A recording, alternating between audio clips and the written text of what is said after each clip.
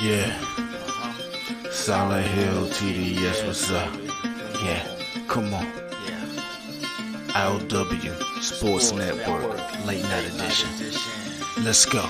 Come on. We about to raise the bar. Wild card mark. Everybody grab a seat, cause you know we about to spark. Late night sports talk. Modelo Le Cigar. Man, you don't wanna start. Wild card mark. We about to raise the bar. Wild card mark. Everybody grab a seat, cause you know we about to spark. Late night sports talk. Modelo Le Cigar. Man, you don't wanna start. Wild card mark. Hey. L Boogie with the hot flame, ashtray full of top names, little tree for your membrane. This the 9-hour time frame. I just snatched up a 6-pack, got my hands on a lid pack, whipping up a little batch of snacks. Yeah, man, I think I'm all set. Late night, can't sleep. Go ahead and just tap in. Better grab you a cold one, and we about to get some laps in. Wild card on the microphone, he'll hit you with a couple flurries. Y'all need to just strap in for some entertainment sports commentary. We about to raise the bar. Wild card mark. Everybody grab a seat, cause you know we about to spark. Late night sports talk. Modelo Le Cigar. Man, you don't wanna start. Wild card mark. We about to raise the bar. Wild card mark. Everybody grab a seat, cause you know we about to spark. Late night sports talk. Modelo Le Cigar. Man, you don't wanna start. Wild card mark. Hey. Wild card mark. Wild card mark. I.O.W. Late night sports. Wild card mark. Wild card mark. I.O.W. Late night sports. Wild card mark. Wild card mark. I.O.W. Late night sports. Wild card mark. Wild card mark. I.O.W. Late night sports. Hey. Give me a second, let me light up real quick. Ladies and gentlemen, boys and girls, people of all ages, welcome to the I.O.W. Sports Late Night Hour Edition, hosted by Mr. Modelo himself. You already know the name by now. You know what I'm saying? Wild Card Mark. You already know the vibe. Pull up, let's go. We about to raise the bar. Wild card mark. Hey, wow, come on. We about to set the bar. Yes, because we are about to set the bar because you are tuned in to another episode of I.O.W. Sports Late Night Hour Edition. And of course, it is episode 289. We keep racking up them episodes. I am the one, the only Wild Card Mar. And if you see my face, then you see my partner's face. That's my man M to the J out of NJ. What's up with you, boy? What's good, Lamar? What's good, man? How you doing? Man, brother, man, you already know how it is. We on the other side of 6 feet, air in our lungs, loved ones around us. Hey, I can't complain, my brother, man. How you doing, man? As long as my family's breathing, I'm good. Hey, I'm with you on that. Hey, we all about that. I ain't worried about myself. I'm worried about my family. That's all. You know? I feel it, bro. Hey, I'm like you. I'm in the same position like you. You know, we always got to make sure fam is good. Make sure they're taken care of. And, and then while we do that, it's still that other side of it. It's that love to talk sports. So that's what we here for. But before we get too deep off into that, you already know the deal. I'm always shout out my homie, my brother from another mother. That's my guy, 40 Water. I call him 40 Water, but y'all call him Silent Hill TDS. He's a guy that made the great intro for the show.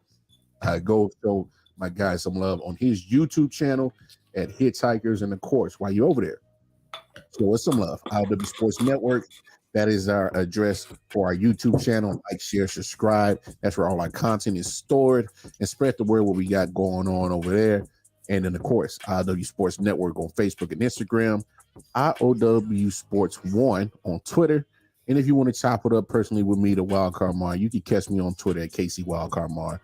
Wildcard Mar on Facebook and Instagram. And we always got to show some love to Let's Talk Sports YouTube channel as we simulcast the Late Night Owl show on their YouTube channel as well. So if you're watching over there, after the show is done, be so kind and flip over to I.O.W. Sports Network YouTube channel and give us a like and subscribe on there as well. Man, now that we got that we out, would appreciate the love. oh yeah, show us some love, man, because we love to do this. We love to do this. We love to, have we like to build this barbershop sports talk atmosphere. So hey, every time you go get the cut, everybody acting up in the barbershop, having little sports debates. That's what we like to bring onto the show too. And with that being said, y'all know what we've been doing for the last few weeks. Man, we've been staying on top of our top plays. And hell, here's one right here. And this is and it's going to be one of our major topics tonight. Actually, both of them are, but this wildcard market top play right here is crazy because it's part of to me a bigger statement by the Boston Celtics. I think they made a true statement tonight against the Milwaukee Bucks. They held no prisoners. They were not playing. They went for the jugular, and his was the best play from that game. Take a look. Good. Question to you: is that enough points for a guy off the bench to win Sixth Man of the Year? Crossover and jam. Took it and drove it home. Hey, Jason Tatum was holding no prisoners tonight. I mean, that meant at least there was no balls to the chin on that one. That was just a two-handed yam. Hey, what it is? Hey, it was only 2 games tonight. Yeah, it was Boston and Milwaukee, and right now, you got Pelicans and the Nuggets playing right now. It's 50-40 Pelicans. But I do have to let Jokic wasn't playing. Yeah, Jokic is not playing tonight. So that happened, and then hey, didn't this happen? I'm getting ready. Oh, you getting ready? I'm getting ready because I know. You already know. I know where you're going. So, as in celebration of opening day of baseball, the reigning, defending, undisputed AL MVP picked up right where he left off, and I'm about to stretch my legs. Here we go. And here we go. That one's driven to center field and deep. Yastrzemski back, still back, on the track, at the wall. See ya! He picks up where he left off. A home run for Judge. 1-0 Yanks.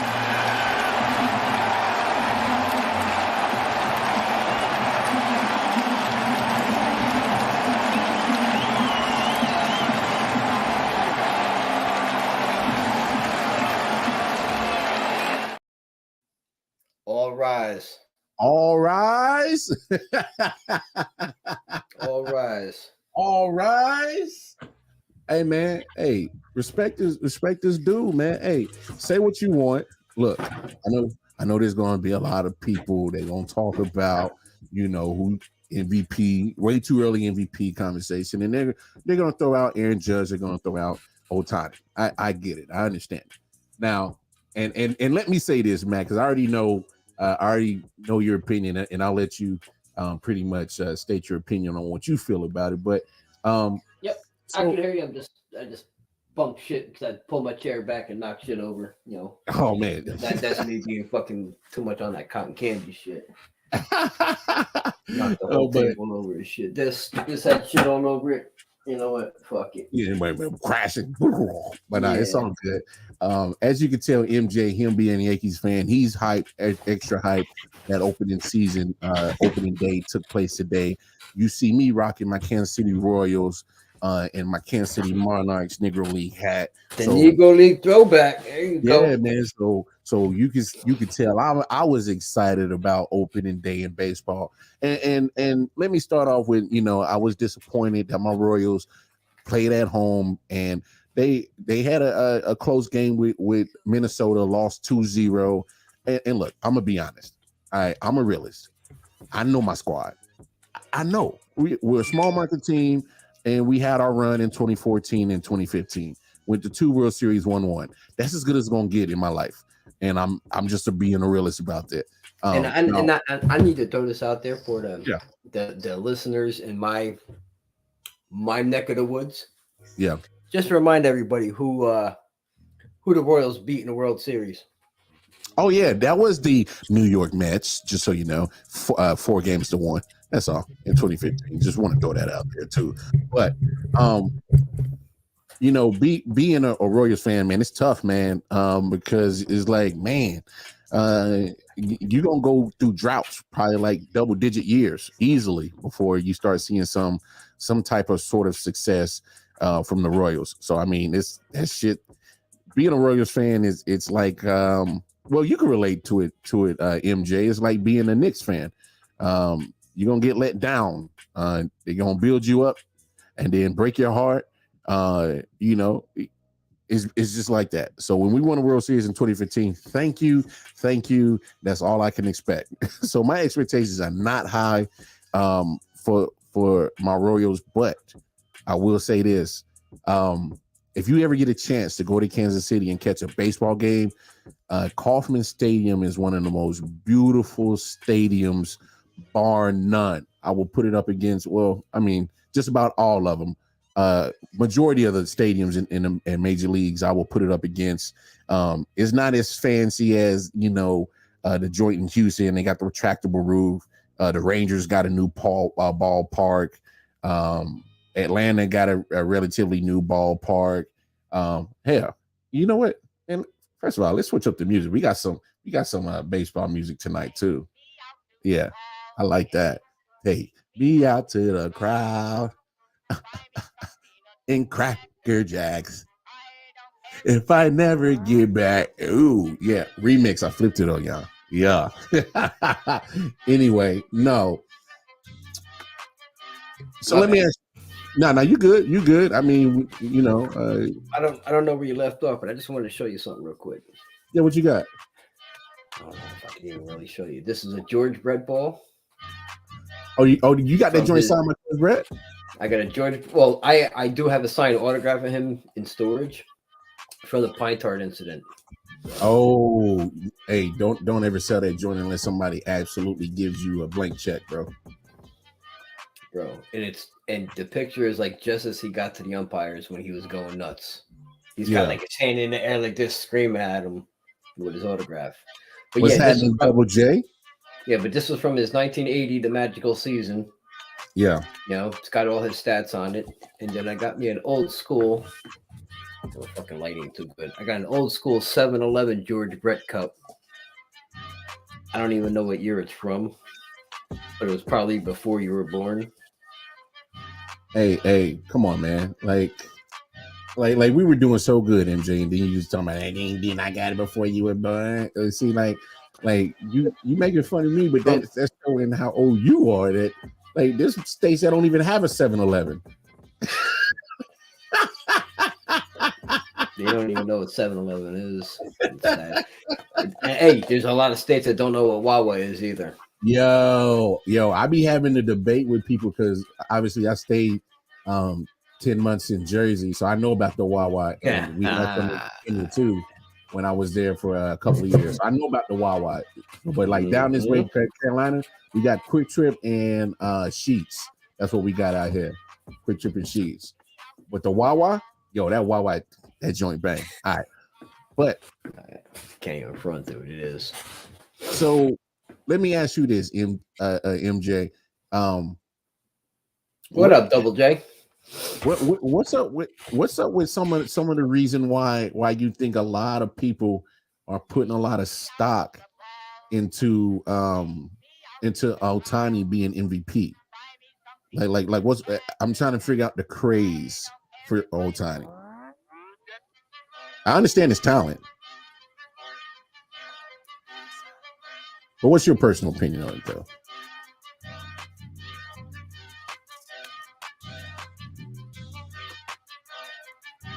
You hear me? Oh, I hear you. Oh, you waiting for the you waiting for the reason why? Yeah. Oh. You know what I mean? The only thing I could think is that he pitches. That's it. You know what I mean? Because as hitting wise, he's an above average hitter. Yeah. pitching wise, he's I guess you could say he's a somewhat above great pitcher. Yeah. But I don't see the big. I personally don't see the big deal. Okay. That's fair. Acting like I spoke on it the other night, acting like this has never been done before. This has, just maybe not to this extent. That's all. And as much as they want to hate on Judge or hate on the next guy, they're trying to make him, the face of international baseball, I believe. Yeah. They're marketing him as, the next big thing, or that he has already arrived. Mm-hmm. But when I've seen him face the Yankees, dude, I think he had like one solo home run last year that didn't mean shit, but they tattooed him when they faced him on the mound. Lit his ass up. He didn't even get out the first inning. So you're saying he can only strike out Mike Trout, but he can't strike out Aaron Judge? Dude, like Oakland A's.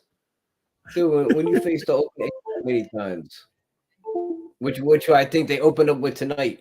I think they faced the A's tonight, and making a big deal because he threw 101. What do you do, man? Like everybody throws 101 nowadays. You ain't the only one. Oh no, there's a lot of people throwing 100 miles per hour nowadays. I honestly don't see. Like I said, the guy is good, but he isn't that goddamn good. He didn't invent the air condition. You know what I mean? He didn't invent the internet. He didn't allow me and you to talk like this. Yo, you wild, bro. You wild. The dude swings a bat and throws a ball. Yeah. Well, you know what? 5,000 other people do the same shit. Well, yeah, but I think what it is because and I get your point, but I think what a lot of people buy into what Ohtani is doing and the way that the Major League Baseball is marketing him is because for most of these cats, okay, in high school they'll pitch and they'll play the field, and sometimes they'll do it in college. But for the most part, once you kind of hit the pros, it's like they want you to focus on one thing and be excellent at that. Yes. So correct. 100% correct. Yeah, so I can understand a lot of people be like, oh, look at him. He's in the majors. He's DHing and he's pitching. So, and for those who really, don't follow baseball like hardcore enthusiasts, that's an easy thing to sell people on. I will say that Ohtani is easily internationally marketable. So I can say that. I can agree with you on that. And that's probably one of the biggest things that is probably one of the Major League Baseball selling point onto with Ohtani is look, I don't care what nobody say. I think the guy is talented. Yes, I'm aware of that, but I'm like you. Hey, you're DHing and you're not really part of the regular five-man pitching rotation. You're kind of like you're kind of like a every blue moon 6 pitcher. You know what I'm saying? So it's not like you're on a regular basis of being a pitcher or going through the same schedule that a pitcher does on a regular basis. So look, I get it. Who was the last big major baseball player to pitch and hit? It was Babe Ruth. At least the big name that a lot of people. I mean, remember. If you want to say big name, but you had Dontrell Wells, who wasn't too bad. Yeah. You had Carlos Zambrano from the Cubs. I remember Carlos. And there was a pitcher not too many years ago. Wanted to do the home run derby. Oh no! I know exactly what you're talking about.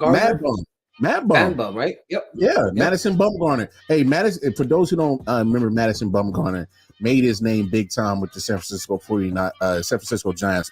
Pardon me. Won the World Series with them a couple of times. Dude threw heat, and I want to say he won. I think he was there for all 3. Definitely there for 2, but I want to say he was there for all 3 because they won it on the odd years. I think it was like 11. No, or was it 10, 12, and 14?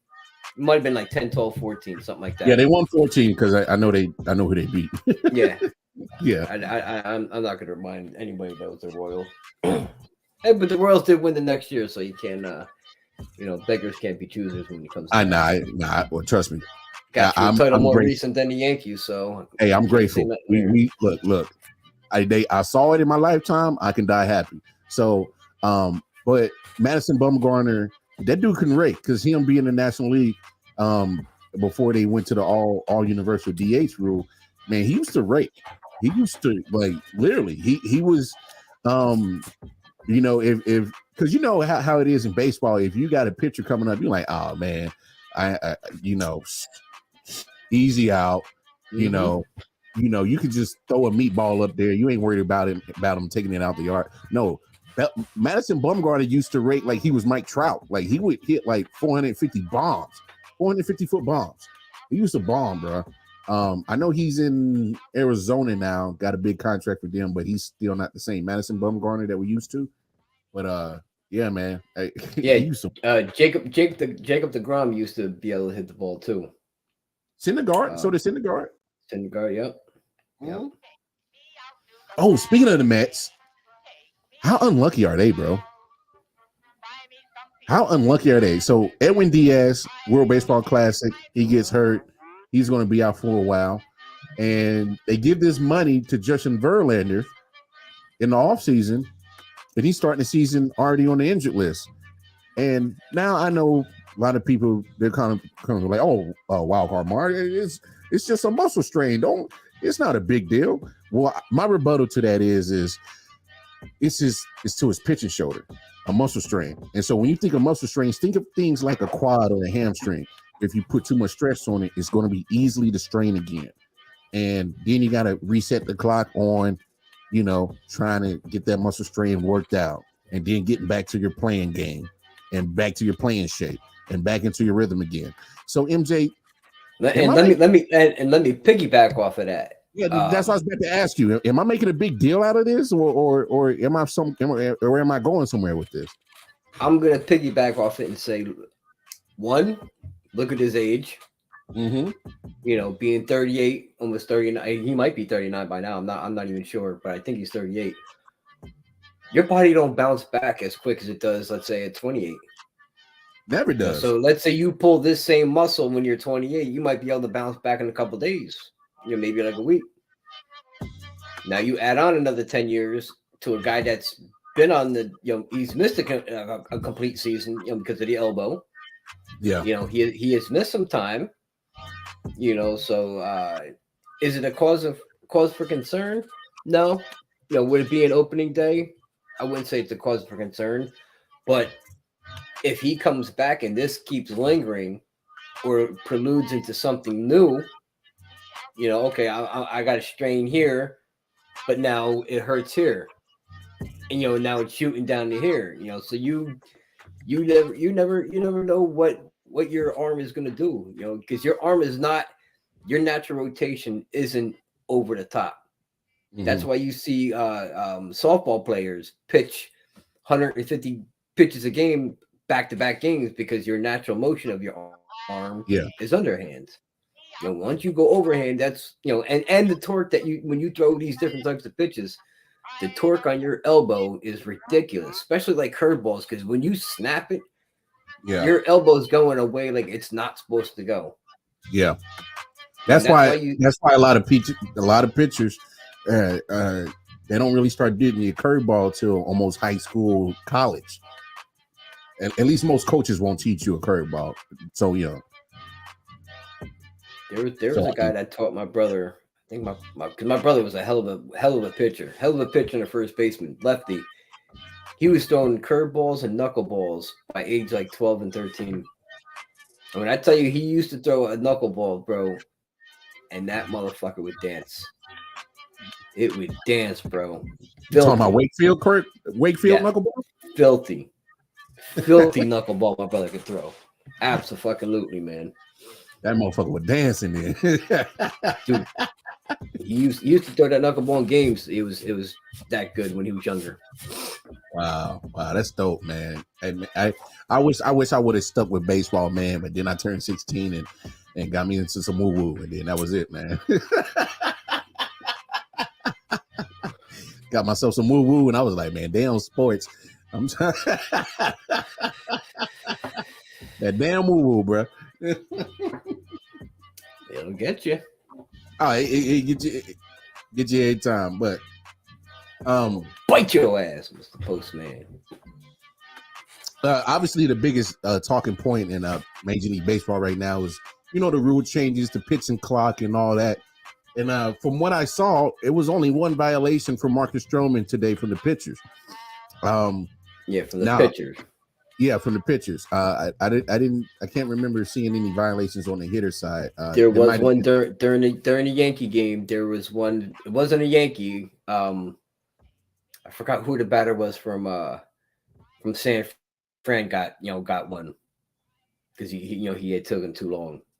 Mm-hmm. But I think that was the only malfunction or only error when it came to that in the Yankee game today.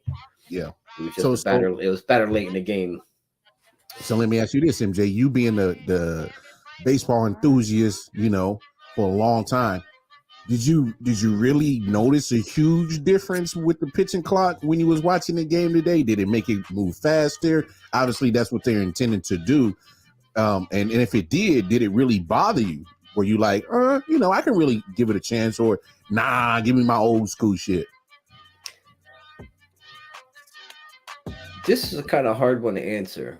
Because I am an old school baseball kind of guy. I don't mind watching a 3-hour game. You know what I mean? Like I used to love watching the Yankees Red Sox play 3.5 hours because that's my sport. I enjoy that.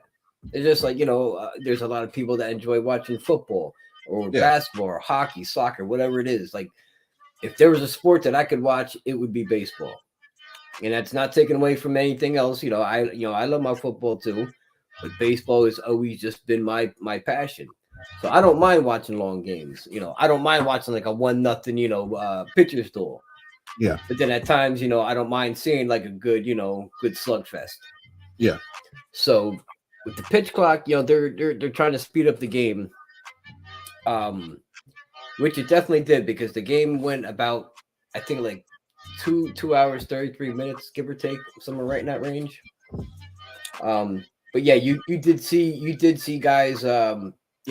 Things were a lot quicker. That's definitely for sure. There's no time to stand outside the batter's box, fuck with your gloves and your bat. You step out, you got to step back in like real quick. I think it's like 8 seconds to get set, and the pitcher has like 14 seconds. Yeah.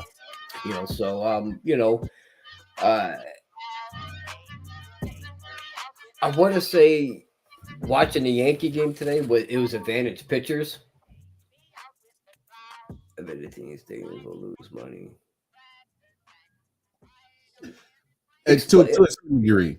I to be honest, what AP is saying, I saw that on Twitter a lot. A lot of fans were saying,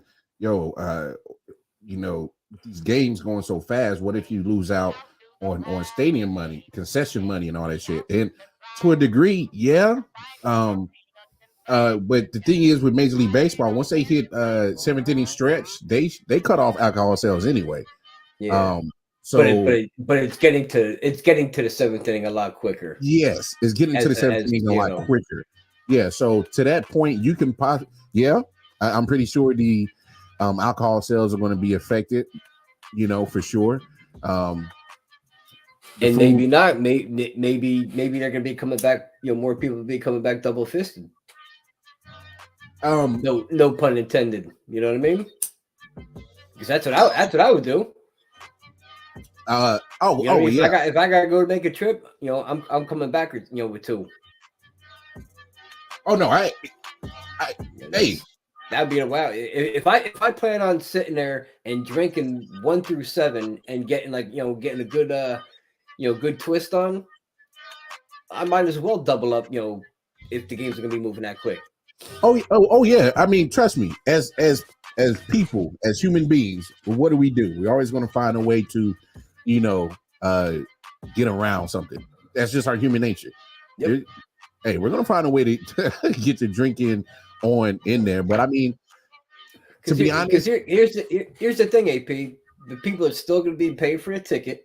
Okay, that's where they get you. You're going to pay the ticket, and if you bring a family, let's say a family of 4, at minimum, and you could get tested this, Lamar. At minimum, you're going to be paying at least $200 minimum, and that's in all ballparks. And honestly, because me and MJ was talking off camera, because I told him when I went to a Yankee game in New York, the price was astronomical.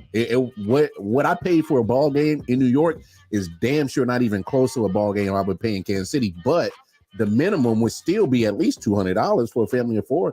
When I went to a Royals game about a matter of fact, a year ago, because we went out there for Easter, that joint wasn't cheap, and I caught it on like closer to like a week after opening day, and it was like on a Monday, and I still dropped easily $300.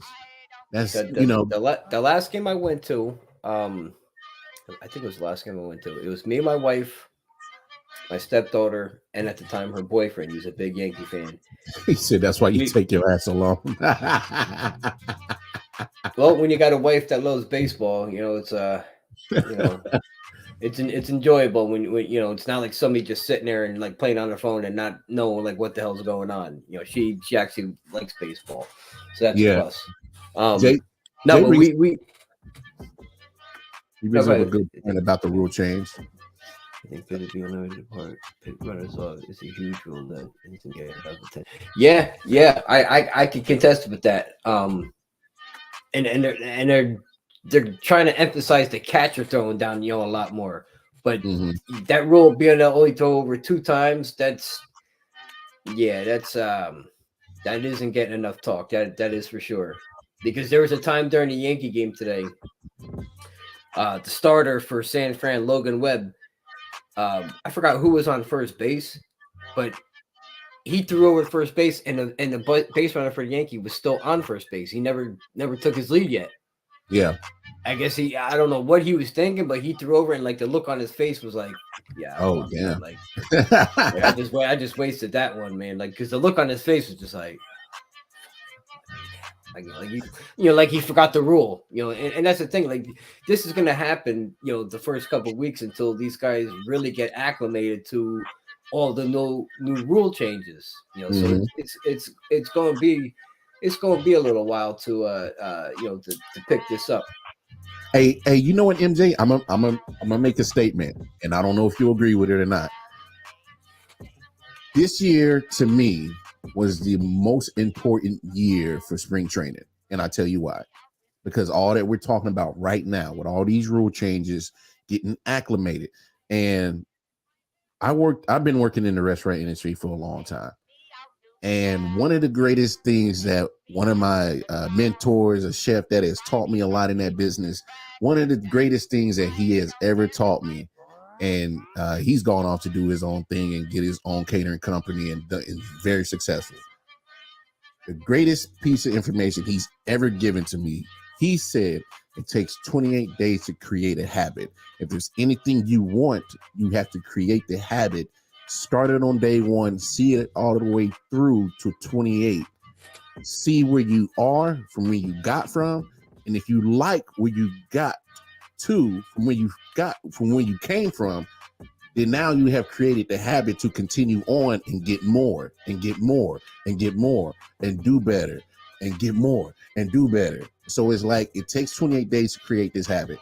And this is why spring training to me this year was very vital, important for every team in Major League Baseball. Because you take at least that 28 days that you got spring training, playing all these games. And yeah, you're not going to play the full game, but get you 3 innings. Create the habit of following these rules, these new rules. By the time you come and get ready for opening day today. And that's why I think you didn't see a lot of violations today. So I think there's our teams that took spring training very seriously on getting acclimated to these new rules. And I think you kind of saw it in the play today. So and another thing that's crazy too about the rule change is the size of the base. Holy shit, dude. In the pregame, the two Yankee guys doing the pregame. They had, they were sitting at their desk outside, and they went to a commercial break. And when they came back, both last year's size and this year's size was next to each other. Yeah, Bro, it's ridiculous how much bigger it is. It's like 3 inches taller, 3 inches wider. It gives the first baseman 3 more inches to catch the ball. yeah. It gives the runner 3 more inches to get back to the base. I understand they're trying to do it.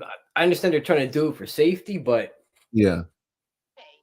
but honestly, MJ, I'm gonna be real with you. I think them changing the base size, it doesn't give an advantage to neither the defense or the offense. I think it kind of balances that out and tries to, because like you said, you're attempting to make it safe so that when you coming back, over on a pickoff, you're not getting jammed on or stepped on, or getting ran into as a first baseman as a guy's running down first base. So it's like, I understand the reason for it, but that rule right there, or that change to me, is actually probably one of the better ones, because it kind of neutralizes both the defense and offense on that one. So I'm really not mad at that one.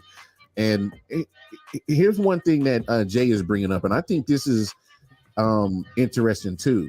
So he's saying that the WBC, they played by the old rules and they weren't going by these new. They were going by the 2022 rules. Yeah, so maybe we need to see, probably in a couple of weeks, see the numbers of players that played in the WBC, because they were away from spring training, so they're not following these new rules. So if they're participating in WBC, they're away from spring training. So I want to see the numbers in a couple of weeks on how their numbers look compared to the guys that actually participated in spring training. I think that'd be an interesting number to break down for all the. Gleyber Torres played in the WBC, and all he did was went out and hit a home run today. Yeah. How about that? Yeah. Yeah.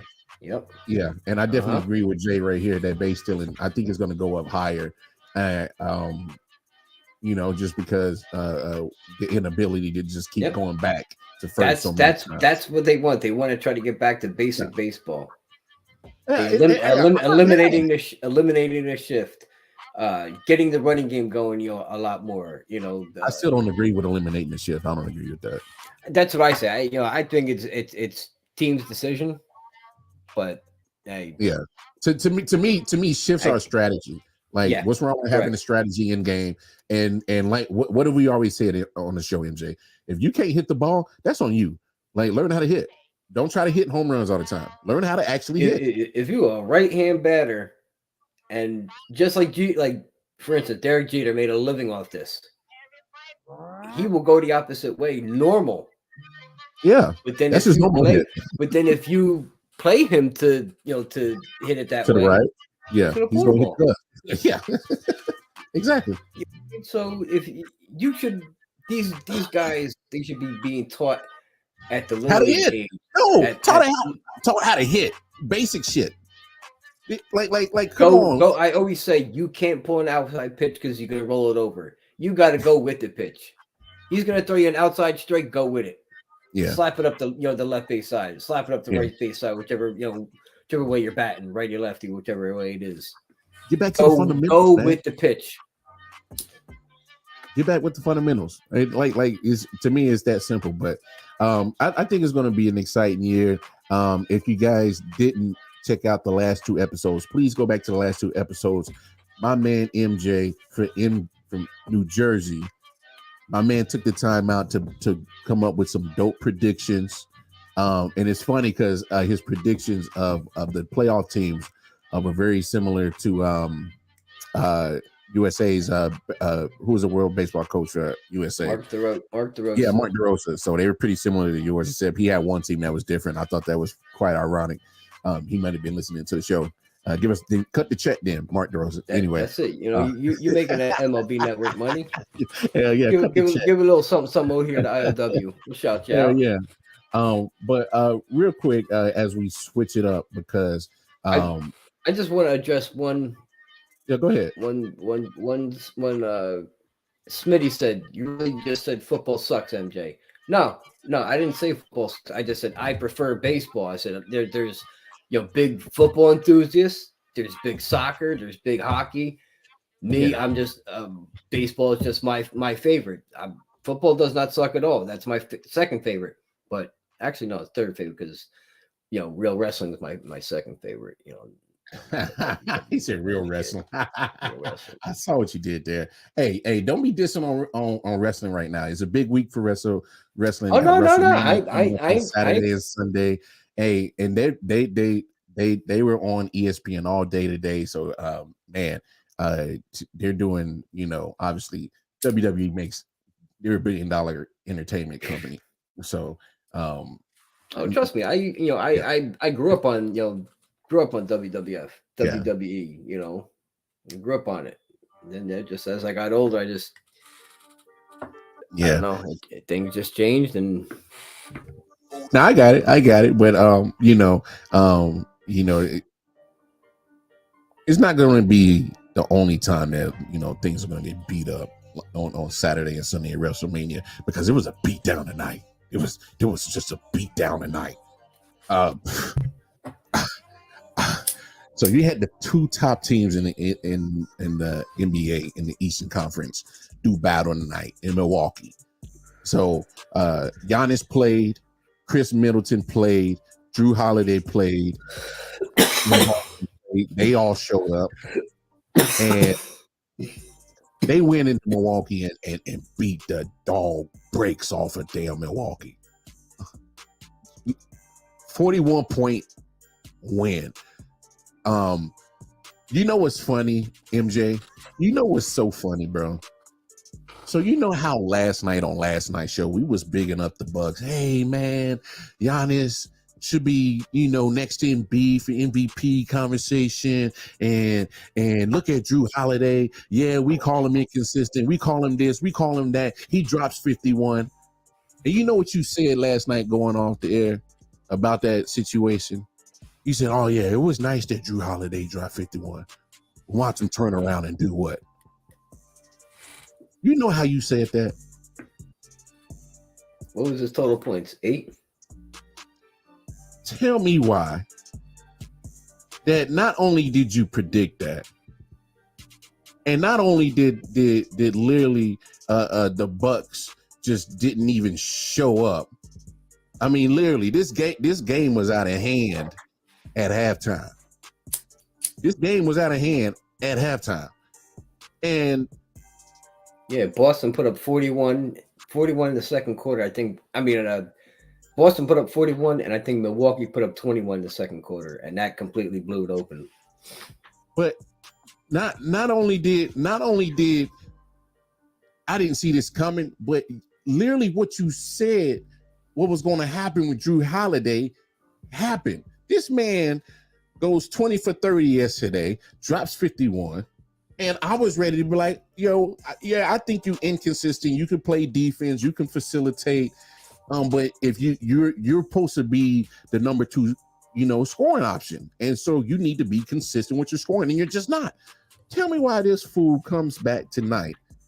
24 minutes, 2 of 8, 6 points, and does exactly what you said he was going to do. Just lay an egg.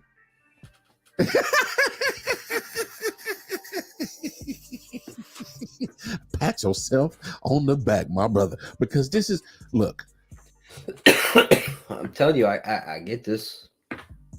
When I get this feeling, I sometimes I'm not wrong, and I tend to call shit like almost to the T, like what it's gonna be. Man, like I'm always off by like a point or two, whether it's football or basketball. It's always, I just get that feeling. It's like, yeah, man. Look. My thing is, and this is what I was talking about last night, MJ. What did I say? I was like, this is what scares me with the Milwaukee Bucks, is because you're going to have this inconsistency mess with Drew Holiday and Chris Middleton year in and year out, and Giannis literally has to play Superman and drag this team to literally even get to the finals. So that championship they got, man, Milwaukee Bucks fans cherish that shit. Because until you swap out with some more consistent scores, you're not the top dog in the East. You may be up in the standings right now, but what I just witnessed, because I made sure I watched the whole damn game because I knew we were talking about it.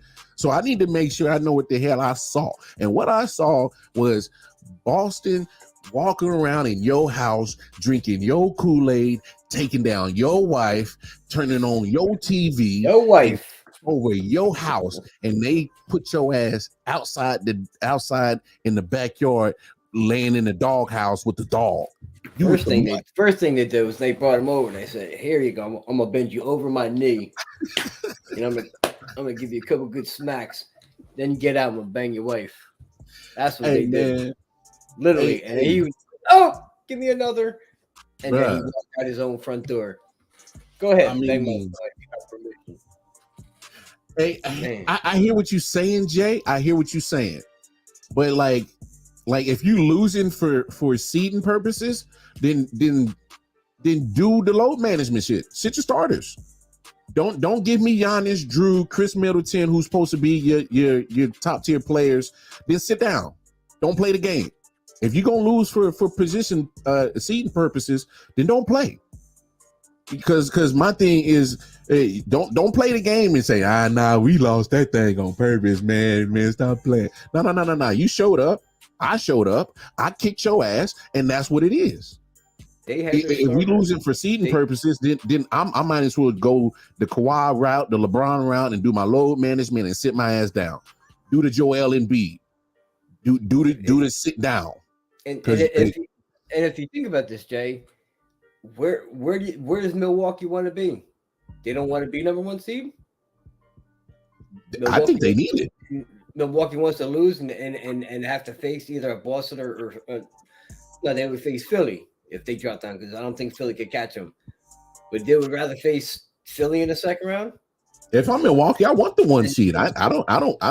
What just happened to me? I don't want to see nowhere close to Boston till the end. Because if I'm going to lose to them, I might as well make sure that it's either me or them going to the finals. Yeah. Because not this year. You come out number one seed, you're going to play the 4 or 5 winner. Yeah. Granted, you get past your first round, which you should. Hey, AP said it last night. Even when we talked about it, you lock down everybody else and go get it. You let Giannis get off and lock down everybody else. So I was about to say it right. I got tongue tied, but. Yeah, I mean it's because it's like it's almost impossible to stop Giannis. He's gonna get you, your typical 35, 15, and 10. 35, 15, Man, 8. Jay, He's gonna do that. I want to. I want to believe that Milwaukee is gonna be that team. I want to, but we've all been saying this about Drew Holiday and Chris Middleton. And first of all, Middleton missed 43, 44 games this year? And he left tonight's game? So, I mean, Giannis I'll tell you, Jay, like I too have Milwaukee come out the East. But if Boston could play like that, come playoff time, and I'm telling you, man, Boston went into their crib and took their lady down, bro. Raw dog. Bro, they had like 110 by the end of the third quarter. Just their panties were pulled down, stretched, ripped. Hey, bro. Hey, straight cuckold. They got exposed. Bro, like, come on, bro. Like, hey, man. Hey, they disrespected the Bucks in their own crib, and and as much as I'm talking, and I'm not trying to shit on Milwaukee, I'm just showing to me the deficiencies that have always been there, but there's a lot that gets covered up by how great Giannis is. So if we're talking about most valuable player, how you get more valuable than that? That's all I'm saying, and that's the same thing I can apply to Embiid. Because they both play both ends of the floor. And look, Jokic, and I know all these basketball heads. Well, no, I'm sorry, not basketball heads. These analytical number people. Oh, well, Jokic is doing such a great thing, and look, he's killing it. Yes, and mathematically, that's math. Cool, joy. What do you eyes tell you? I was listening to Isaiah Thomas tonight on NBA TV or TNT. He's on TNT tonight. You know what he said about Jokic? He's a point center. Yep. As he's the one that's doing the facilitating and because he's the best passer on the team. So he's playing point guard as a center. And so if makes you beg the question, what's Jamal Murray doing? And the crazy thing that if Isaiah Thomas, who if you question his basketball intelligence, then you should never talk basketball ever. Like if you in a conversation and somebody talks basketball, matter of fact, we should start putting the no sign on people's shoulder, like the scarlet letter. Like that'll be the sign that if your dumb ass can't talk basketball, nope, right on your chest. Nah, exit the conversation. Like because if you question Isaiah Thomas's basketball IQ, shut the hell up. Don't. So if he's saying that this dude is a point center, this is what I'm telling all these analytical people. When you and shout out to Melvin Wall because he came on the show and broke it down. If you literally are running the offense that is dedicated to you, but you're the one running it, as in everything is running through you, it's set up for you to have these numbers, these triple doubles. Is Jamal Murray not a capable enough point guard? I mean, y'all tell me. Matt, is he not capable? Like what happened to him? I mean, I don't know. Did he just all of a sudden suck? Is there something about Jamal Murray that I don't know about? I mean, Matt, you got an answer? Anybody in the chat? Anybody got an answer for us on was Jamal Murray can't play point guard no more?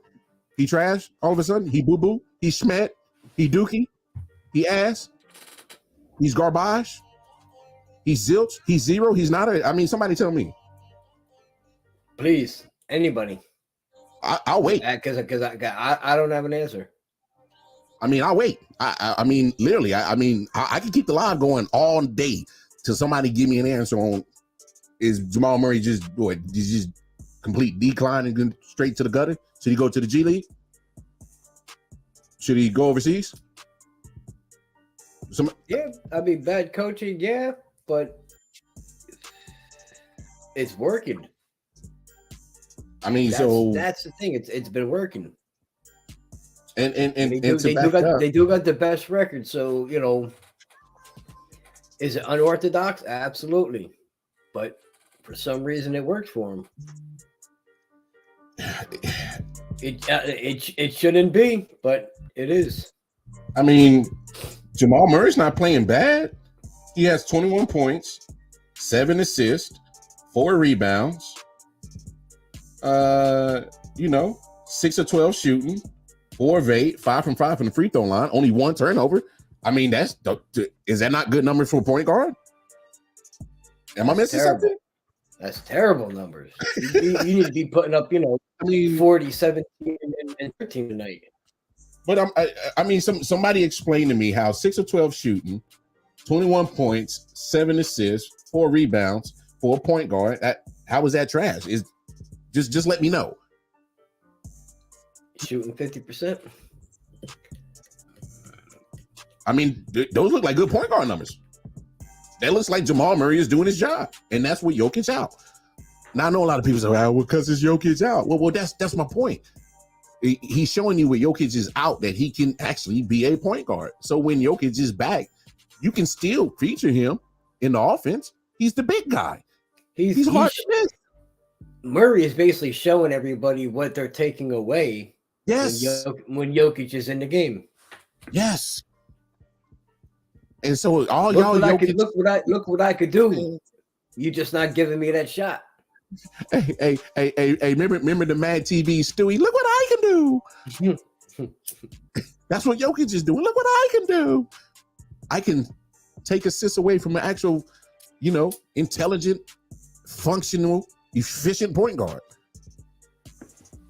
I mean, big ass wouldn't be so tired either. Yeah, You're right, Jay. Works in the regular season, don't work in the playoffs, and so you're gonna keep coming up short. But we're not gonna keep rewarding this guy with the MVP. We'll see this year. If they got top seed, we'll see this year. You know. No. In my opinion, they gotta win it. That's what I'm getting at. If they come out top seed of the West, they they better represent the West. Hey, I'm gonna catch a lot of heat for this take right here, and I don't give a damn. Y'all know I don't. If the Nuggets don't, I could jump on. If the Nuggets don't win if they don't win the championship, I don't want to hear about Jokic winning the MVP no more. Take his name out the running. I don't give a damn. Y'all can have that analytical shit straight up. I don't give a damn about no mathematical efficiency and all this other deep dive stats. Nah. God gave us two eyes. And what I see is I see Giannis, I see Embiid dominating on both sides of the court, defense and offense. And when you talk about valuable, take them off those squads. You see with Milwaukee, they might hang around. Philly, they might hang around, but they ain't Eastern Conference finals appearance worthy without them. I was just gonna say what AP just wrote. Bingo. That's a good point. MVP is a regular season. I was just gonna say that. Yep. But still, it's supposed to be regular season. Well, yeah. I get it's a regular season MVP award, but I'm still seeing Giannis and Embiid dominate in the regular seasons on both ends of the court. Yeah. And they don't have to be a point center to make sure that they're efficient on the offense. What playoff ball? What did MJ do? Come on, man. How many times was he all defense? Come on, man. 10? Talk to him. Talk to him. Hakeem Olajuwon. How many times was he all defense? Man, talk to him. Man, talk to him. How many times was Kobe all pro defense? Man, talk to him, man. I was just going there. Stop playing with me. Stop playing with me and MJ. Man, I might not know as much NBA as you and maybe some of the other fellas in I.O.W. But come on, man. I know enough. I know enough. Man. Come on, man. Hey, man, let's let this new way of basketball, how they operating. And I know we joke about it all the time, but damn it, you got WWE and AEW right there, and right under that motherfucker is NFL and NBA, because NBA is getting real close to it like the rest of them. And don't get me wrong, they're going to have some good elements of their product that's going to still draw us in. But damn it, come on, man, stop with these awards. Y'all playing. Stop it. Come on now. If Nuggets don't win the championship, I don't want to hear about Jokic and MVP comment. Shut up about that. No. Go play some defense, bro. And don't give me no numbers like, But AP, like you just said, it's supposed to be a regular season award. Supposed to be a regular season award, right? So if he doesn't do nothing in the playoffs, it should be okay. Yeah, it shouldn't. It shouldn't affect. They supposedly base it on the first 82. Yeah. If we base it off regular season, then base it just off that, and don't even mention what happens to me in the playoffs. Matter of fact, the day after they finish the 82 games, drop the damn award. Don't wait till we in the second round to crown the MVP. No, drop that shit right after the 82 game ended. Because by that time you can see in 82, I think you have an idea of who you're gonna vote for. Let's go. Hey, let's get it done. You don't need to see another 11. No. I'm telling you. Yeah. I'm with you, Jay. I'm gonna flame them up if they don't win a championship. Because y'all remember when he won the MVP last year, they didn't get out the first round. I'll put it this way: they gotta come out. They gotta at least come out of the West. I'm not saying they have to. I'm not saying they have to completely win it this year, but they got to come out of the West at least. I don't know, MJ. I think you being too nice, bro. But what I'm saying is, let's say they come out of the West, right, and they face a Milwaukee team or a Boston team that's on a fucking tear, and they lose to them in a 7-game series. Yeah, I mean, to You know what I me, mean? Like they can't get as top seed. They cannot get knocked out early. oh That's no, oh no, that's a hell no. Because then that would be 2 MVPs in a row and 2 one and dones. No, oh no, oh absolutely not. If that happened again, oh, you please believe. Matter of fact, even if I ain't got a show scheduled, I'm gonna go live and I'm gonna flame that motherfucker. Like dead serious. And I'm gonna put an invite to anybody who wanna chop it up with me. You wanna You gonna be oppose like me? this. No. I'm gonna have the flamethrower that night, dog. What? What? I'm gonna flame that some what? Oh my Like that goodness. motherfucker on fire. Nah, cause for real, man. Cause like we're not gonna keep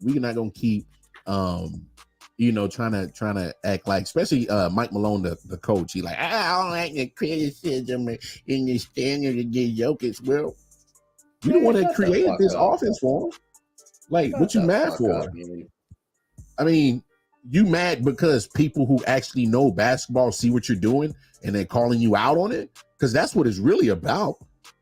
That's what you mad about. Oh, I don't understand the damn hate on my man Jokic and you're talking bad and getting there. You're trying to down another one to lift one up. What are you talking about? Your man just got 2 MVPs and probably didn't even deserve at least one of them. I know that one, if you ask me. But so, because like, man, I ain't even trying to hear that noise from Mike Malone. Shut your ass up and worry about getting out the first round. You shut your mouth when you talking to me, Mike Malone. Because I'm saying you had an MVP last year and you didn't get out the first round. Oh, we didn't have Jamal Murray. Also, so Jamal Murray was important last year when you didn't have him in the playoffs, but he's sure ain't important now because you're not letting him play point guard. Nope. So miss me with that shit, bro. Come on now. They should have top seed, so come on. And you number 1 seed this year. All you gotta do is hold court. Bro, you make the finals. MJ, you number 1 seed, you get MVP for 3rd year in a row, Jokic, and you get bounced at the first. I'm flaming them. No cap. It ain't gonna be just you flaming them. Right. Anyway, hey, we're already over the hour mark, but it don't matter. This is our last show of the week, so we gonna go into some overtime. Because as advertised, we got some topics to talk about. So I'm gonna play this audio for y'all because I think it's a very important topic. Of course, obviously getting closer to draft. And I'm gonna let y'all hear it, and then we're gonna chop it up. Richardson, how did he do? It was a short but really sweet session, Sage, and I say that because it was only 45 throws, but he fit a lot in, and he showed that he's just different than all the other guys. Yes, it's only 13 starts. Yes, he's going to be 21 years old as a rookie, and you've got a bunch of older quarterbacks that he's competing with, at the top of the board. But he just has special tools. To be able to roll out to your left and throwing off balance and to flick your wrist and put it on the exact spot you want it, 60 yards down the field, it's impressive. And the combine workout was impressive. The pro day workout you knew was going to be even more impressive because it's his routes, his receivers, his facility, no defense. We know all of that. And listen, this is such a small part of the puzzle in terms of figuring out who he can be at the next level. But the ball has energy coming off of his hand like none of the other quarterbacks in this class. He ran a 4.43. He's 6'4", 244 pounds. I mean, physically, he's everything you look for. And listen, everyone's making the Josh Allen comparison to Will Levis. I see more Josh Allen in this guy, in Anthony Richardson, because he's got that stature, he's got the mobility, but he has a flexible upper body. So it's like watching the guys on the pro tour come out and just, nice, easy stroke, and it's 350, 370 yards on their drive. That's the same thing with Anthony Richardson. Everything was easy coming off of his hand. Now, again, 13 starts. He doesn't see the picture. I talked to Billy Napier before, the head coach, and he said from a defensive structure and setting protections and knowing pre-snap versus post-snap, he has a lot to learn. And maturing as a leader is just a 20-year-old. All right. So obviously, my man, where you go to college? Hey, man. So just got to throw that out there real quick. Hey, all I'm going to say is I really wanted to talk about this because this is what happens every year. You're going to see a quarterback that's going to, grab people's attention, especially, the draft is in April 27th. So it's literally in like 28, 29 days. And about a month away. Yep. There's a lot of teams at the top of that draft that need quarterbacks. And we got to think about, obviously the Lamar Jackson situation, the Aaron Rodgers situation. And, we're not going to dive into those situations, but I'm relating that into this is because obviously I don't think neither one of those moves are going to happen till draft day, because you see obviously CJ Stroud's at the top of the board, Bryce Young's at the top of the board, and then after that, it's who else is going to be those other quarterbacks besides those two that you think is going to be drafted high. Obviously, you heard Tommy say talking about Will Levis, but Anthony Richardson to me, and shout out to our big homie Nick Shine. He's on a sabbatical right now, but he's always been big on Anthony Richardson. And what you saw what he did at the combine, and you do here at the pro day, obviously, it's a controlled atmosphere, but you absolutely cannot ignore the freakish athleticism of this guy. I mean, how often do you see 6'4", 244 run a 4.340? How often do you see with a 40-inch vertical? With 40-inch vertical. How often do you see that kind of physical guy literally be a threat in the run and in the pass? Because you got a scout right here who is literally saying he's doing things that you don't see on a normal occasion, and you can't ignore that. Rolling out to his left because he's a righty, so rolling out to his left and flicking it 60 yards on a dime like it's nothing. You can't ignore that fact because you're seeing it. You're not hearing it from somebody like, oh, you should have saw this. You there and you saw it, and so you see the capabilities. And I purposely played that audio in a certain spot because he has a Tommy Shea has a point. And you being a Florida Gator fan, you saw him play. Yes, there's some growing pains with Anthony Richardson. Has very few starts under his belt. So in this moment in time, Anthony Richardson is literally that clay that you want to mold into exactly what you want, because this guy has the tools. He has the tools.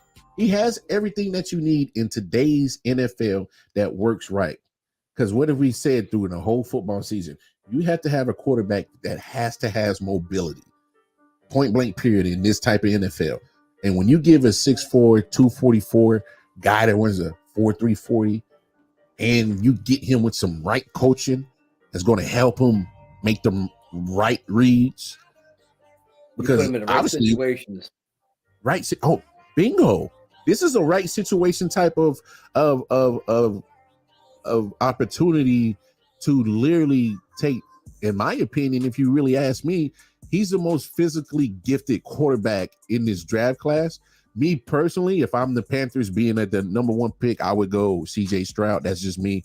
I can't take my memory off what I saw, what he did against Georgia. I can't do that.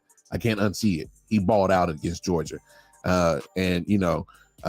Slightly bigger than Bryce Young. I know Bryce Young is going to make the pretty throws, but being small in the NFL scares the living hell out of me. And you know how that goes for these small dudes out here in the NFL. You get hurt pretty easily. I don't care what nobody say. You got to have some meaning. But then again, Bryce Young might be a bust. You never know. Never know. But might be an EJ Manuel. Oh man, dog. I have so much hope for him.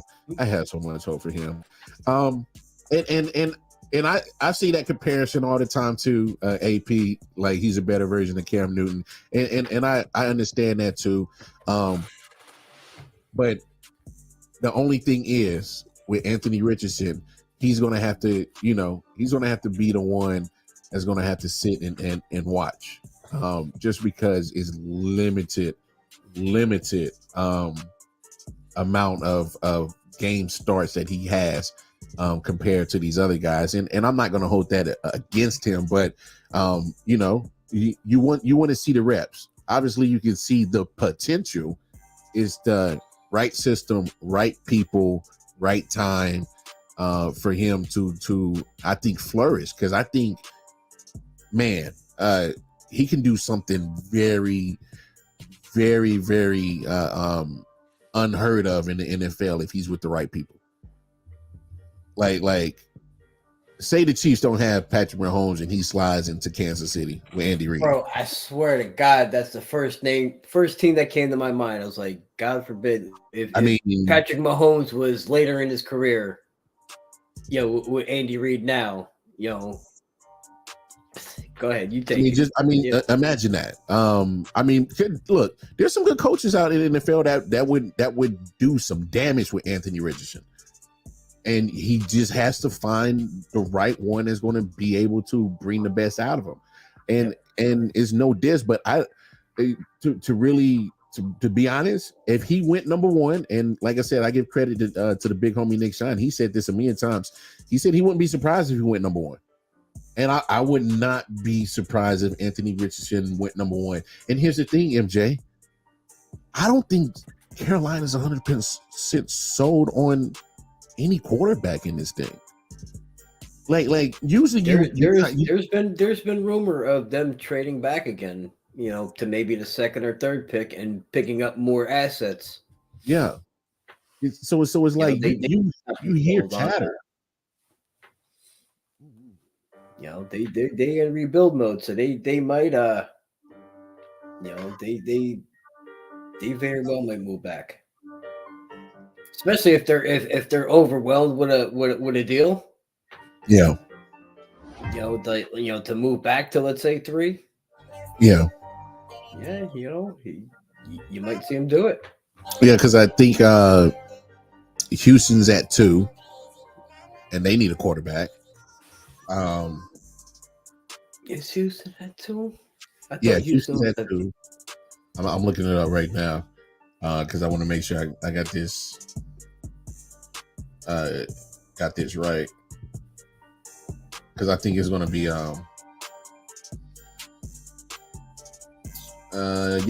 Carolina. You got who else? Yeah, Carolina, Houston, Arizona at 3. They're not looking for a quarterback, so Nope. Indy at 4. They need a quarterback. So if anything, you can definitely see them either trading back with Indianapolis. Will probably be the only one that I really see, because Las Vegas gave money to, Las Vegas gave money to Jimmy G. Yeah. I'm saying the Colts are at 4, so they would be trading back to 4. The furthest, yeah. You know what I'm saying? Because Houston for sure is going to get one of those quarterbacks at 2. And look, they tried with Davis Mills. It ain't it. That ain't it. There's a lot of things that ain't it with Houston, but hey, I do like that D'Amico Ryan's hire. I do like that. Yeah, great pickup. Oh yeah, but the crazy thing is, like, I know we made jokes about Houston, but like, once you're a black coach, don't go down there. You're gonna get 1 year. They signed him to a 6-year deal, so I don't think they're gonna, give him the quick hook on this one. So, and he's a former player from the Texans, so it might actually be more lenient for him. Especially if he starts turning it around. If he does, if he turns it into the direction like Robert Salah got the Jets going, then yeah. If he does something real similar than that, I would, yeah. Inheriting a franchise like that, you got to give the man time. You know what you have on your roster is shit. This is why you're I in don't know this if he's gonna position. stay for So six, but I don't know if he's gonna stay for 6, but he'll get more than one, which is not David Culley and Lovie Smith. They got one. So I would see him only staying for 6 if he really turns this around and turns it into a year in and year out contender. yeah, That's the only way he stays 6. yeah, I agree with you on that one. So yeah, man, I think they go back as 4 if those rumors are true. But either way, if I'm Indianapolis, they just hired the coach that was in the offensive coordinator that was in Philly, and you saw what he did with Jalen Hurts. He took him to a Super Bowl. Wouldn't be surprised if he say, "Oh, okay, Carolina, y'all don't want the first overall pick. All right, we'll take it." Don't be surprised if he goes up there and go get Anthony Richardson. So I think Anthony Richardson to me is the biggest wild card of this whole quarterback class. Who's going to have the balls to go up and go get him? Because I think he's capable of worthy of number 1 overall pick. I truly believe it. Nick Shine showed me the light, and I'm drinking the Kool-Aid on it. I can't help it. The biggest wild card in his draft class Mm-hmm. is Lamar Jackson. Oh, well, damn. He's kind of like up for grabs. You know what I mean? He could be drafted by any team. Any team could reach out to him. Wow. You actually kind of make a little a nice little point right there, MJ. That's gonna be that's gonna be interesting. What happens with Lamar Jackson? Yeah, which is why I said that at the beginning of this, guys, because like I don't see the Aaron Rodgers or Lamar Jackson situation being handled till probably the draft. I just think just because of what you see with CJ Stroud, Bryce Young, and what you see from Anthony Richardson is like you don't know what the hell is going to happen in this draft this year. I'm willing to bet right now this is probably going to go down as the most highest rated NFL draft in NFL history. I'm willing to bet it. I'm willing to bet because there's so much mystery, so much question mark on what the hell is going to happen with. Because there's multiple teams that have multiple picks. Yes, there's multiple teams that need certain positions. So you're gonna see a lot of moves going on. Not only that, MJ, there's multiple teams that need their quarterback, the most important position, answered, and they need it sometime by the draft. They need an answer. They needed that shit yesterday. Well, yeah, they needed it yesterday, but still, I mean, obviously, there's no OTAs or mini camps going on now, so it really don't, affect anything right now. But the only thing probably it affects is how to move the money around, make room for it. Like, because if you know that it's already happened, you already got the money taken care of. Money part is not even an issue. So it's literally so many question marks by multiple teams on what the hell you're going to do at your quarterback position, which is the most important position. If you want to win in the NFL nowadays, they made it that way that you need a quarterback, and he has to be serviceable, at least at bare minimum. But that's how they made the league now. Say what you want.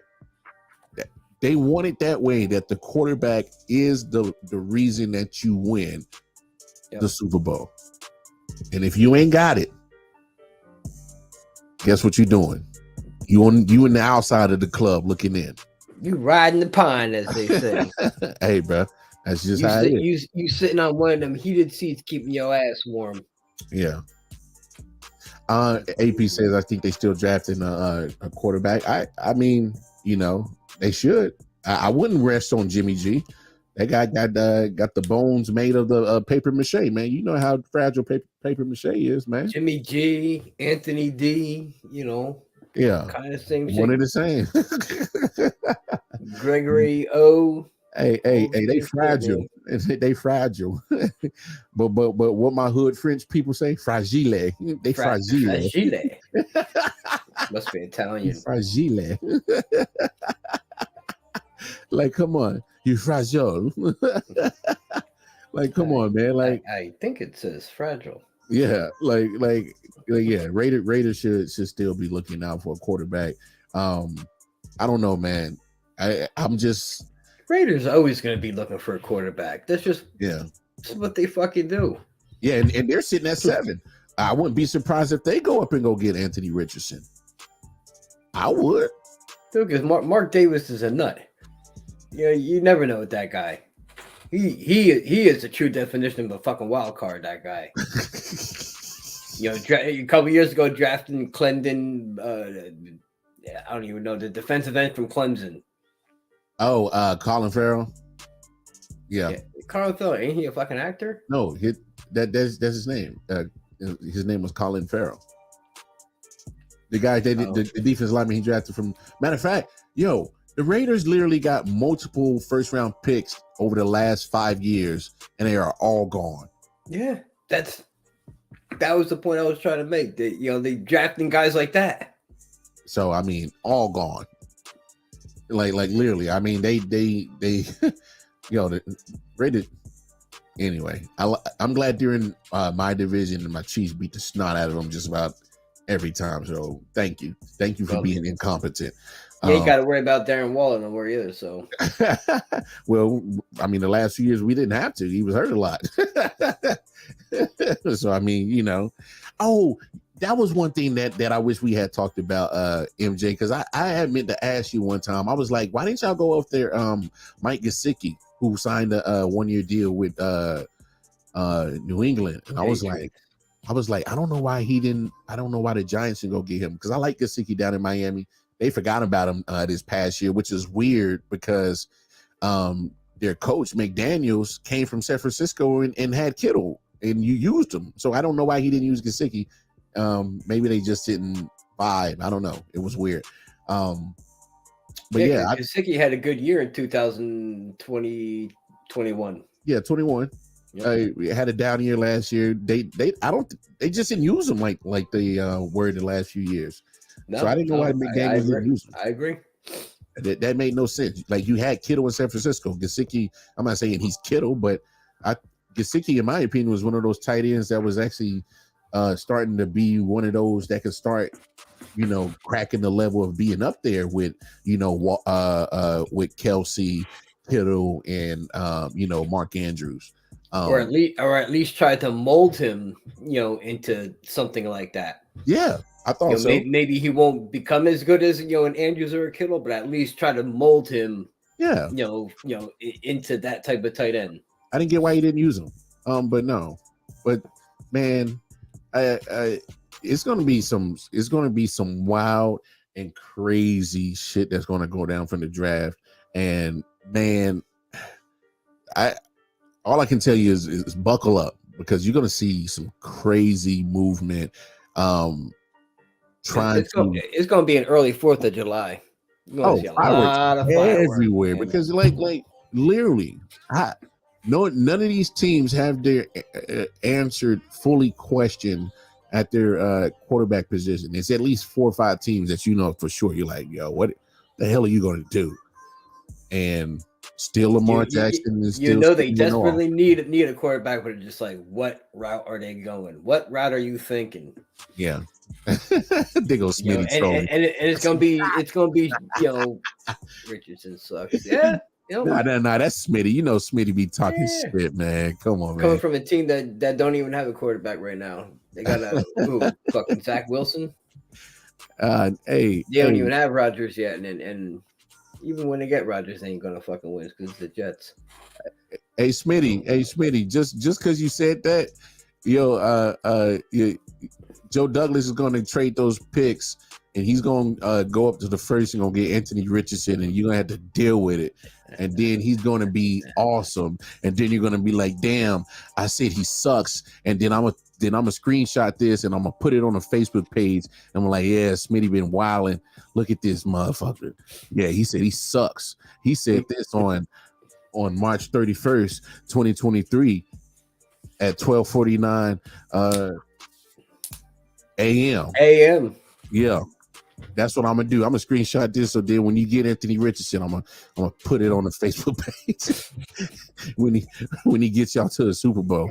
I'm like, yeah, man, you say Richardson sucks. Go and screenshot the shit out and fucking plaster his face all over. I'm wilding. Got him. Anyway, but no, Anthony Richardson for sure is the biggest wild card in this draft, and besides Lamar Jackson. So it's going to be wild and crazy. But look, man, that is our show tonight. We went into some overtime. Had a late start. It's all good. And shout out to my big homie in the chat, Jay Jones, Double J, part of the Man Cave Sports Podcast. I'm proud to be a partner up with them. So y'all always make sure y'all tune in to 613 Faith Productions on Saturday when we drop the newest episode. And hey, man, I want to give my shout out to my guy right here, my man MJ for NJ. Man, we've been rocking it solid for the last 3 weeks. We ain't missed a show in 3 weeks, neither one of us, and I'm proud of that. Putting in that work. Hey, we putting that work in, dog. You gonna get this work. I'm telling y'all gonna get this work. So, man, I want to give my flowers to my guy MJ, my man. I appreciate it, man. So appreciate the opportunity. Hey, all you people who are in the chat, my man MJ was in the chat with y'all, and always showed his support. And then he was like, "Yo, man, if I get a camera and a mic, I could be y'all baseball guy." And I was like, you know what? We can do that. And so my man went out, got his own camera and mic, and I was like, well, in order for you to get your baseball show, I need you to get comfortable on the camera. And so for the last 3 weeks, we've been putting in work, crazy work, and I'm loving the direction that the show is going. My man's been putting in his work, doing his homework, been real diligent with it. So, hey, man, on air, I'm gonna always give my guys some props because my man MJ has been doing the damn thing the last 3 weeks. Hey, I don't know if you saw the text message. My man has a short that I put on YouTube last night, hit 1.2K views. So people know what my man MJ's face look like. They gonna tune in and they gonna be like, yo, I saw your short, bro. So, hey, man, my man MJ, man, my man went from being in the comments to getting 1.2K views on YouTube, man. Holla at your boy, man. That's what we do here, dog. But anyway. I appreciate it. Nah, man, you earned that, bro. Hey, man, you doing your thing. Bro, put that last comment up. And that's Smitty talking shit again. Here's why. Ex-Jets come to the Giants to win. Yeah, Leonard Williams did. They come to win. I remember that. Y'all wild. You wasn't even born. You was. Hey, man, see, they go mad again with that. You wasn't born shit again. No, hey, this cat, as he is young cat, right? Yes, pretty young. Yeah. All right, so his parents are probably my age. Yeah, but I'm just saying, man. Like, his parents weren't around when the fucking Jets won the Super Bowl. That's the point I'm trying to make. No, but I'm saying you was around when the last time the Jets won the Super Bowl. That's exactly what I'm trying to say. Oh, hell no, I wasn't. Not even close, bro. Like I said, me and you in the same decade. I know. I always got to. My name ain't Detroit Mel. Hey, man, you ain't too far behind, Mel. Don't even. Mel got years on me. Yeah, you do. Nah, I'm just. Yeah, he got at least 11 or 12 on me.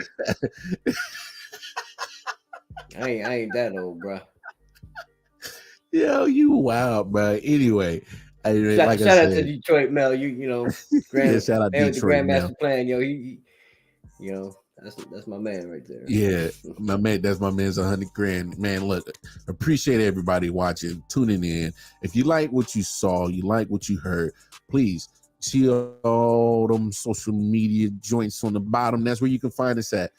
Find us at I.O.W Sports Network on Facebook, Instagram, and most importantly on the YouTube channel. That's where all the content is stored. I.O.W Sports 1 on the Twitter.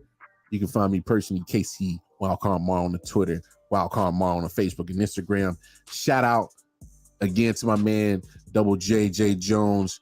Shout out to Let's Talk Sports YouTube channel. So if you happen to be watching over there, just, be so kindly go give us a subscription on our I.O.W Sports Network show. And until then, man, we up out of here. We gonna catch y'all Monday for episode 290 of I.O.W Sports Late Night Owl. I am the Wild Card Mar. That's my man MJ for NJ. We outie.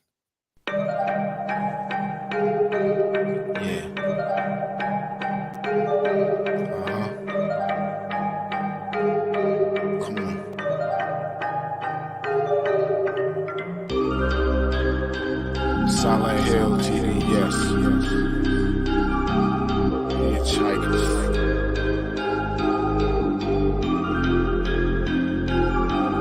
Yeah, smoking so much dope, I'm seeing traces. Visual lasers, load across the scene is dangerous, aggressive like behavior. Couple monsters for my neighbors, resisting human nature. Persistently getting greater, bloodshed like the Terminator. Fire up the green, I need it, increase the dopamine. Feel better, so I kill better, doped up for cocaine.